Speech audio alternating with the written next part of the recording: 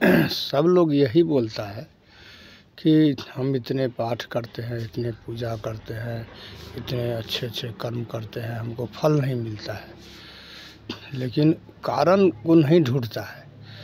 तो जो जप पाठ पूजा यज्ञ अनुष्ठान ये सब कर रहा है, उसका नियम क्या है, संविधान क्या है। संविधान को नियम कहा गया। कहते हैं श्रुति स्मृति पुराणोक्त सम्मत जो है कर्म, उसको धर्म कहते हैं। इसके विपरीत जो है सो अधर्म हो गया।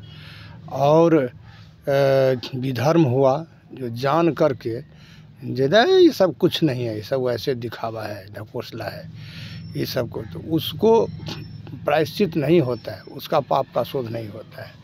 जो अनजान में करता है उसको हो जाता है। और धर्म कर्म ये सब जो करते हैं ना, पुराण वेद जो है सो नियम का उसमें प्रतिपादन है। ये सूत्र सब है, ये तहत ये पाठ हो, पूजा हो, जप हो, इतने नियम लागू होना चाहिए इसमें, तब जो है फल मिलता है।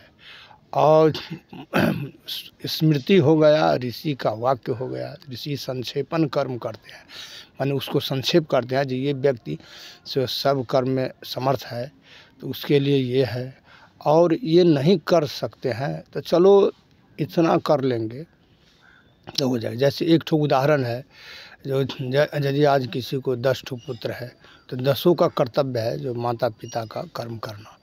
लेकिन स्मृति ऋषि का वाक्य है जो वो कहते हैं जो नहीं, काहे इतना झमेला रखेगा, अरे ज्येष्ठ कर्म करेगा, तुम जितने हो और सब अनुज सब जो है उसमें से समर्थन दो, धन दो और सहायता करो, और सब मिल के अपना से ज्येष्ठ कर्म करेगा, तुम सब देख लो और उसमें सहयोग दो। जितना फल उसको मिलेगा उससे कम नहीं फल मिलेगा। ये सब से ऋषि का संक्षेपण है। लेकिन वेद का है जो नहीं, सबका अधिकार है, सब करो। और पुराण कह रहा है, जो पुराण हुआ दर्पण ऐना। जैसे ऐना में से दर्पण में हम मुंह देख लेते, मुंह जब सामने दर्पण लाते हैं तो देख लेते हैं जो हमारा मुंह कैसा है। इससे पहले क्या है नहीं है कुछ देखने में नहीं आता है। तो वही पुराण जो है सो दर्पण है, जिस दर्पण के माध्यम से जिससे हम देख लेते हैं जो नहीं, एक कर्म करेंगे तो इसका फल ये है, एक कर्म करेंगे तो इसका फल ये है, ये हम देख लेते हैं पुराण के माध्यम से। जे बड़े बड़े ऋषि महात्मा योगी सन्यासी वगैरह सब कुछ जो कर्म किए हैं, जो कोई भी धर्म के विरुद्ध करने वाला आज तक नहीं बचा है और न बच पाएगा। सबको जो है सब भुगतना। रावण लोग कहता है जो इसमें भेदभाव पक्षपात है, लेकिन ये देखो रावण तो उच्च श्रेणी का ब्राह्मण और सारे कर्म धर्म में वो निष्णात थे, भगवान शिव के परम भक्त। तब पर भी भगवान शिव जो है 12 अवतार लेकर के हनुमान जी रूप में उसको नष्ट भ्रष्ट के। क्यों? तो भगवान ये कहते हैं हमें भजन करो, पूजन करो, लेकिन किसी को हानि मत पहुंचाओ। हानि पहुंचाएगा तो सब हमारा ही संतान है, हम वो बर्दाश्त नहीं करेंगे। इसका उदाहरण देखिए, काली क्या वो चंड मुंड इत्यादि को वो उत्पन्न नहीं किया है? क्या वो उसका माता नहीं है?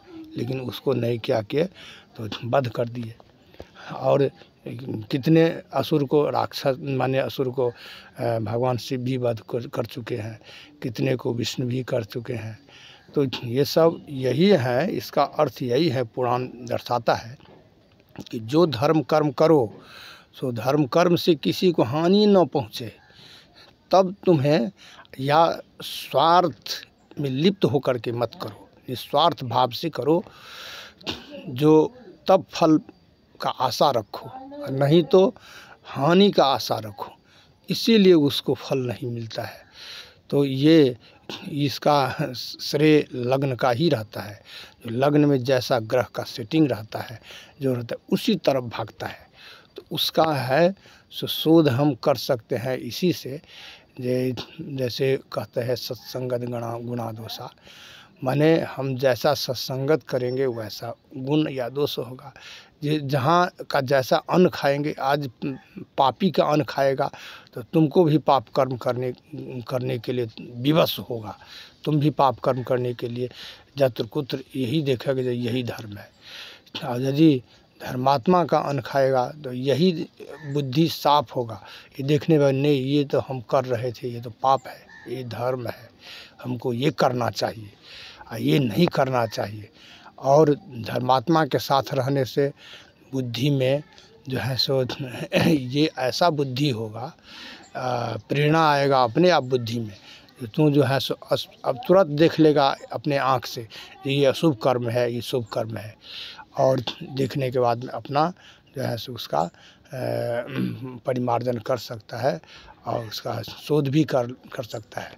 अब पाप ही तो दुख है धर्म ही तो सुख है, लेकिन सब कुछ नष्ट हो जाएगा, ये दोनों नहीं छोड़ते, ये तो जन्म जन्मांतर तक साथ रहता है।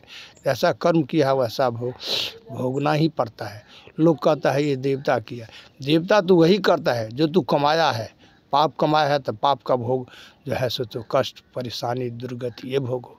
धर्म कमाया है तो धर्म का जो है सो नाना प्रकार का भोग समृद्धि आनंद लो। तो ये